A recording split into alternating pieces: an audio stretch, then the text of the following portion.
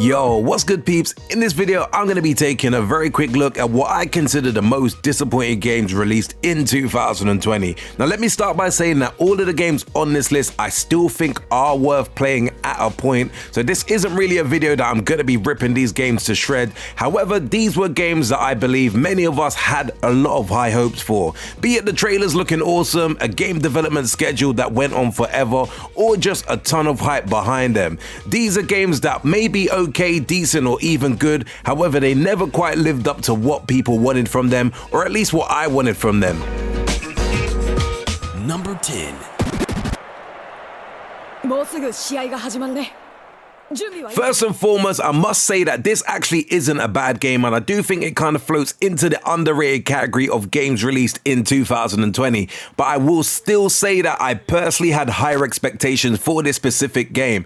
Yet again, another game that I was blown away by all of the trailers that I saw. I did get gassed at seeing this because I do feel like they did really promote this game really well, and this was always a game that I felt I was gonna buy on first day or on launch. The game to me is really fun at the start, but it does wear thin pretty quickly. There are long cutscenes and the gameplay doesn't feel as if there's much to it, and my idea of having fun playing a football game doesn't involve shooting at the goalkeeper over 100 times just to try and score one goal. But with all that being said, I still think that this is a game worth grabbing. Even if it's on sale, I still say maybe potentially look at picking this game up because it is a really decent title.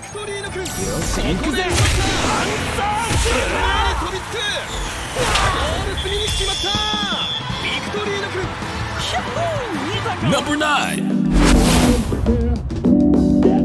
Even though I said at the start of the video that all of the games on this list are potentially worth buying, I do think that this game is definitely an exception, as this was a really disappointing game. Like quite a few games on the list, I was always blown away by the trailer, and I purchased the game on day one thinking that this would be a FIFA Street replacement on the current gen consoles. But how wrong could I be? The game just feels flat and makes me think what really could have been with this title. It definitely had a lot of potential, but I just feel in every department it didn't live up to it.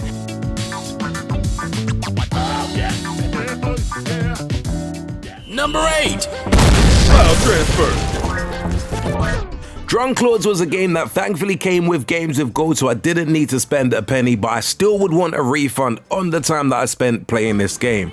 Just like Street Power Football, this was a game that I thought would be amazing and a potential replacement for the likes of NBA Street Volume 2 or even NBA Playgrounds, but how wrong could I be? The game felt empty, and till this day I don't even really know how good the game mechanics are for this game because I really did lose interest in probably the first 10 to 20 minutes of playing this game. Untouchable. Number 7. Remember the wise guys we used to see when we was kids? Yeah, why? As someone who loved Mafia 2 on the Xbox 360, I was going nuts when I heard that they were dropping a remastered version on the PlayStation 4 and also on the Xbox One. Upon release, it did feel as if this game was better played on the Xbox 360 as opposed to the new version. To me, this was definitely disappointing to see simply because Part 1 and Part 3 was well executed, so I simply don't know why version 2 felt so bad. And in my honest opinion, I still feel that version 2 on the Xbox 360 is potentially the best Mafia game that I've personally played.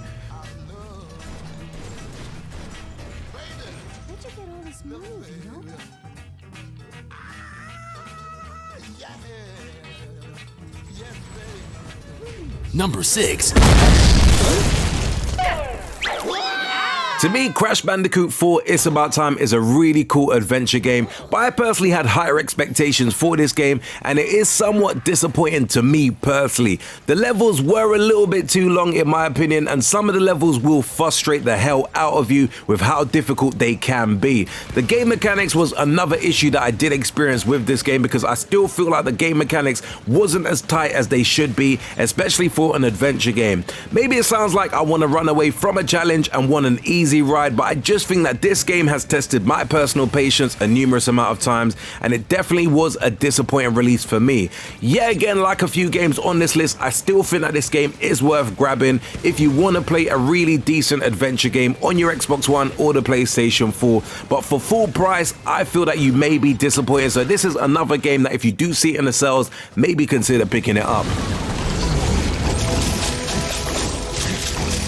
Number 5.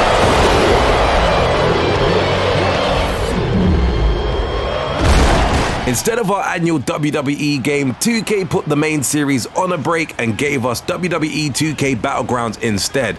This is a fun arcade-style wrestling game where wrestlers can do all of the kind of crazy and over-the-top moves. It can be fun for a short while, but many people hated the grind for unlocking new wrestlers. Some of the character models do look horrible, and in general, while the game can be fun, there is not enough in this game to keep you interested for a long time here.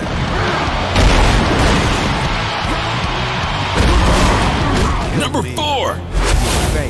His reign ends with me. The fact that Gearbox was putting Godfall out for the PlayStation 5 and PC got a lot of people excited. The game had a lot of promise with a fantasy setting and some fast-paced action RPG gameplay. The problem for me personally is that the game just feels kind of flat. The class system is kind of cool and you do have a lot of loot that you could obtain as you play, but many people was hoping that this would have been more like a Borderlands, but instead it feels much more shallower. It can be fun at times, but do not expect the same kind of longevity that you do get with Gearbox Borderland games. All who are unworthy of my master's Number 3. The Avengers take the fall despite saving the day. Marvel Adventures from Square Enix and Crystal Dynamics had all of the makings of one of the best superhero games of all time. The team-based action game featured a solid cast of characters, but there is just something missing from it all. The gameplay becomes very repetitive quite early on, and the grind to get costumes and so on can be very brutal. Not to mention the fact that they angered many people by saying that Spider-Man would only be playable on the PlayStation 4. Not a bad game, but it could have been definitely much better. You always come together. Aren't you gonna say the thing? Number 2. And autonomous drones to capture the remaining. How many times was Watch Dogs Legions delayed? This game had a lot of hype behind it and Ubisoft went all out to promote the game too. The London setting is cool, being able to take control of anyone is also a fun aspect of the game, not to mention the story they tell here is pretty good too.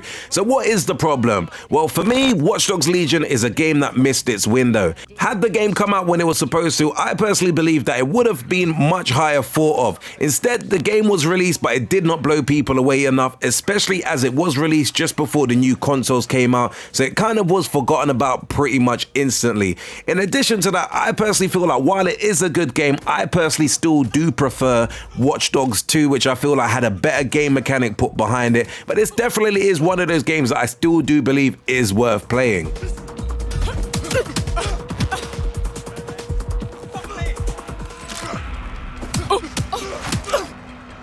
Number 1.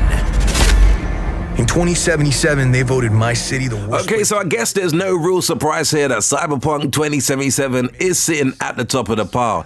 This is a game that has been in development forever and the release could not have gone any worse. Those playing on a high-powered PC, PlayStation 5 or Xbox Series X may not have had the worst experience in the world. However, the PlayStation 4 and the Xbox One version of the game has been an absolute mess. So bad that refunds has been offered. Hopefully they can get this fixed sooner rather than later, as to me there definitely is a good game in here somewhere. Anyway peeps, that was my quick run through of some of the games that I felt were a little bit disappointing to me this year, and the reason why I actually put this list together because most of the games on this list were games that I was actually looking forward to their release. And while some of the games aren't terrible, I just feel that they didn't probably meet the high standards or the expectations that I personally placed on each of them. Anyway, do let me know your thoughts in the comments below, what you feel about the 10 games that I've highlighted as my most disappointed games of 2020. What games disappointed you this year? What games were you really looking forward to and they didn't live up to the expectations that you placed on them? As always, if you did enjoy the content or the video, be sure to subscribe, share the video, or hit the like button. And until next urban gameplay video, we definitely say peace out, peeps.